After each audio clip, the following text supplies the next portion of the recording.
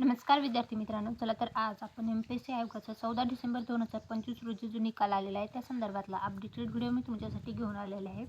महाराष्ट्र लोकसेवा आयोगाची group C services mains exam 2024 जी आहे इंडस्ट्रियल इन्स्पेक्टर या पदासाठीचा घेण्यात आलेल्या परीक्षेचा निकाल जो आहे तर तो लावण्यात आलेला आहे. जाहिरात क्रमांक 118/2025 जी होती त्या परीक्षेचा हा निकाल आहे. तर तुम्ही बघू शकता रोल नंबर आहे, उमेदवाराचं नाव आहे, कॅटेगरी आहे, एकूण त्यांना मिळालेले मार्क्स आहेत आणि क्रमांकानुसार हा निकाल जो आहे तर तो लागलेला आहे. 24 डिसेंबर 2025 रोजी एम-पी-एस-सी आयोगाने हा निकाल रिवाईज निकाल जो आहे तर तो प्रसिद्ध केलेला आहे.